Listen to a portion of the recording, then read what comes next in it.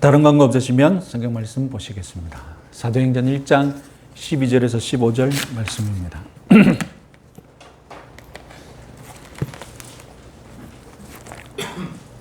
사도행전 1장 12절에서 15절 말씀 같이 읽겠습니다.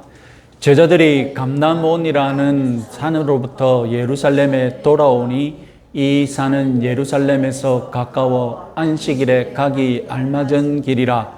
들어가 그들이 유하는 다락방으로 올라가니 베드로, 요한, 야고보, 안드레와 빌립, 도마와 바돌로메, 마테와 및 알페오의 아들 야고보, 셀로신 시몬, 야고보의 유다가 다 거기 있어 제자들은 여자들과 예수의 어머니 마리아와 예수의 아우들과 더불어 마음을 같이하여 오로지 기도에 힘쓰더라. 모인 무리의 수가 약 120명이나 되더라. 그때에 베드로가 그 형제들 가운데 일어서서 이르되. 아시다시피 예수님은 6월절에 십자가에서 죽으셨고 2박 3일 후에 부활하셨죠. 누가는 부활하신 예수님이 40일 만에 승천하셨음을 밝혔습니다. 6월절부터 50일 후가 오순절입니다. 그럼 승천하신 날로부터 오순절까지 대략 일주일 정도의 시간이 남은 셈입니다. 오늘 본문은 승천 후에 성령 강림 때까지 약 일주일 동안 있었던 일들을 알려줍니다. 승천하신 곳에서 제자들이 예루살렘까지 오는 길을 안식일에 가기 알맞은 길이라고 합니다. 2,000걸음 정도의 길이었습니다. 그래서 이 문구는 겉보기에 그럼 안식일에 승천하셨다는 뜻인 것 같습니다. 저도 한때 그렇게 생각했었습니다. 그러면 문제가 생깁니다. 예수님이 부활하신 날이 우리는 일요일로 알고 있지 않습니까? 그럼 35일째나 42일째가 일요일이 되고 그럼 안식일 토요일은 41일째가 되는 셈입니다. 40일째 토요일 안식일은 있을 수 없는 셈입니다. 그렇다면 안식일에 가기 알맞은 길, 이 표현은 예수님이 승천하신 날이 안식일이라는 것을 말하고자 하는 의도가 아니겠죠. 그냥 승천하신 장소가 예루살렘에서 2,000걸음 정도 떨어져 있다. 그런 거리 표현이었던 것입니다. 13절에서 예루살렘에서 유하는 다락방에 돌아왔다고 하면서 제자들의 면면을 소개합니다. 먼저 11절, 11 제자들의 명단이 소개됩니다. 이어서 14절에는 여자들도 소개됩니다. 누가는 다른 복음서의 저자들보다 여인들의 활동에 많은 지면을 할애하는 아주 특별한 저자입니다. 14절에 등장하는 여자들은 복음서에서 예수님께 도움을 받고 은혜를 입은 여자들일 것입니다. 누가복음은 그 사연을 잘 소개하고 있습니다. 자, 누가복음 4장 38절 39절 말씀 같이 한번 읽어보겠습니다. 예수께서 일어나 회당에서 나가사 시몬의 집에 들어가시니 시몬의 장모가 중한 열병을 앓고 있는지라. 그 사람들이 그를 꾸짖어 예수께 구하니 예수께서 가까이 가서서 열병을 꾸짖으신데 병이 떠나고 여자가 곧 일어나 그들에게 수증더니라. 누가복음 8장도 같이 읽어보겠습니다. 또한 악기를 쫓아내심과 병고침을 받은 어떤 여자들 곧 7 귀신이 나간 자 막달라인이라는 마리아와 헤롯의 청지기 구사의 아내 요한나와 수산나와 다른 여자가 함께하여 자기들의 소유로 그들을 섬기더라. 이런 사연을 가진 여인들이 갈릴리에서 예수님과 함께 예루살렘으로 왔고, 그리고 이들의 여인 중에 어떤 여인들은 골고다까지 따라갔었고, 그리고 부활절 아침에 무덤에까지 가서 부활의 최초 증인이 되기까지 했지 않습니까? 자, 흥미롭게도 이들뿐만 아니라 예수님의 친동생들도 함께 있었답니다. 마가복음 6장 3절 말씀 같이 한번 읽겠습니다.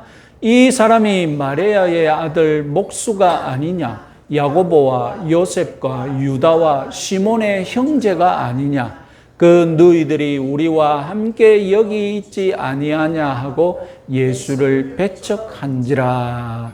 요한복음 7장 말씀도 같이 한번 읽어보겠습니다. 그 형제들이 예수께 이르되 당신이 행하는 일을 제자들도 보게 여기를 떠나 유대로 가소서. 이는 그 형제들까지도 예수를 믿지 아니함이로라. 원래 예수의 형제들 동생들은 예수를 메시아로 인정하지 않았습니다. 하지만 고린도전서 15장 7절에 의하면 부활하신 예수님을 만난 후로부터 믿음을 가지게 되었고, 그리고 형제들 중에 야고보는 성경 야고보서의 저자이고, 그리고 예루살렘 초대교회의 기둥 같은 장로가 됩니다. 유다는 성경 유다서의 저자이기도 합니다. 자, 예수님의 친동생들에 대해 로마 가톨릭의 해석은 우리와 다르죠. 로마 가톨릭은 마리아 영원 동정녀 신앙을 가지고 있고 가르치기 때문에 예수님의 동생들에 대한 해석과 충돌하게 됩니다. 마리아는 영원히 동정녀로 승천했기 때문에 예수님의 친동생이 있으면 안 되는 겁니다. 그래서 고대에 마리아 숭배 사상이 유행하기 시작하면서 4세기경에 예수님의 아우들은 부친 요셉의 전처가 낳은 아들이다, 이런 해석이 등장했습니다. 여기에다가 고대 교부들 중에 가장 영향력이 있는 교부 중 하나로 꼽히는 성 제롬은 알고 보면 마리아의 자매가 낳은 아들이다라고 이렇게 해석하기도 했습니다. 예수님의 친동생에 대해 아버지 요셉의 전처가 낳은 이복 동생들이다, 또는 어머니 마리아의 자매가 낳은 아들들이다, 이런 로마 가톨릭의 해석은 마리아가 동정녀로 승천했다는 그런 신앙을 지키기 위해 짜낸 해석이라는 것. 가톨릭 성도들은 기분 나쁘겠지만 우리들 입장에서 보면 그런 해석을 할 수밖에 없습니다. 만들어진 해석이라는 것을 유념하시기 바랍니다. 자, 그러면 지금까지 소개된 사람들을 얼추 계산해 보면 한 20여 명쯤이 되는 것 같습니다. 누가복음 24장에서도 그 정도 규모인 것처럼 소개합니다. 그런데 갑자기 시간을 점프했는지 어떻게 했는지 모르지만 1장 15절에서 120명으로 늘어납니다. 자, 혹시 이 120명이라는 숫자에 상징적인 의미는 없는가? 의견이 분분합니다. 12 곱하기 10이니까 충분히 상징적으로 해석할 여지가 있겠죠. 또 다른 제안이 있겠지만 굳이 말씀드릴 필요는 없을 것 같습니다. 저는 별다른 의미는 없다고 생각합니다. 자, 장소에 대해 좀 더 주목해 보겠습니다. 누가복음의 마지막 구절, 누가복음 24장 49절, 52절, 53절 말씀 같이 한번 읽어보겠습니다. 볼지어다 내가 내 아버지께서 약속하신 것을 너희에게 보내리니 너희는 위로부터 능력으로 입혀질 때까지 이 성에 머물라 하시니라. 그들이 그에게 경배하고 큰 기쁨으로 예루살렘에 돌아가 늘 성전에서 하나님을 찬송하니라. 예수님이 제자들에게 약속하신 것, 그것을 받을 때까지 너희는 예루살렘에서 기다리라, 이렇게 명령하셨고, 제자들은 예루살렘에 돌아와 늘 성전에서 하나님을 찬송했다는 것으로 누가복음은 끝납니다. 이어서 사도행전 1장 13절에서는 유아는 다락방에 돌아왔다고 말합니다. 번역은 다락방이지만 헬라어는 위에 있는 방, 즉 2층입니다. 아마도 최후의 만찬이 있었던 곳이거나 겁먹은 제자들이 숨어 있었던 곳이거나 혹은 마가 요한의 어머니 마리아의 집일 수도 있습니다. 자, 어떤 분은 누가복음 24장에서 제자들이 늘 성전에서 있었다고 했으니 사도행전 1장의 다락방은 성전에 있는 다락방일 수 있다라고 제안하기도 합니다. 그보다는 집에서 기도했고 또 하루 3번 성전에 기도 시간이 정해져 있거든요. 그 유대인들은 그때 맞춰서 다 기도를 하지 않습니까? 바리새인들은 길을 가다가도 성전 기도 시간이 되면 어떻게 한다고요? 모으는 사람들이 다 볼 수 있도록 기도한다고 하지 않습니까? 그러니까 제자들은 집에서 모임을 갖고 기도하다가 성전 기도 시간이 되면 어떻게 됩니까? 성전 기도 시간이 될 때마다 성전으로 올라가서 늘 기도했다는 것입니다. 그러니까 제자들이 머물렀던 집과 2층 집과 성전이 아주 가까웠다라고 해석하는 것이 더 설득력이 있습니다. 자, 어떤 집이었던 간에 120명이나 되는 인원이 일주일간 머물러 있을 수 있는 다락방 혹 2층을 가진 집이라면 대저택이 아니었을까요? 대저택이요? 또 수용할 수 있을까요? 고대 예루살렘에 그런 대저택을 소유하기가 어렵지 않겠습니까?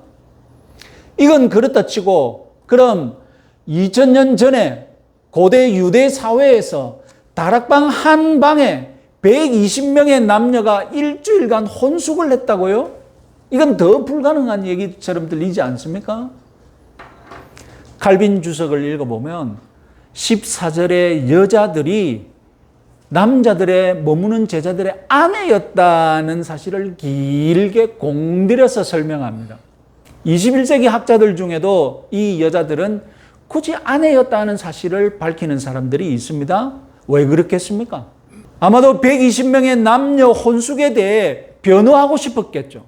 그러면 아내들과 혼숙했다면 욕먹을 일이 아니다. 이런 변호를 하고 싶은 것이겠죠. 그러나 그렇게까지 변호할 필요가 없을 것 같습니다. 그냥 깔끔하게 변호할 수 있는 해석이 있습니다. 누가복음 24장에서나 사도행전 1장에서나 그리고 사도행전 2장에서나 같은 곳을 다락방이라 하지 않고 집이라고 표현하거든요.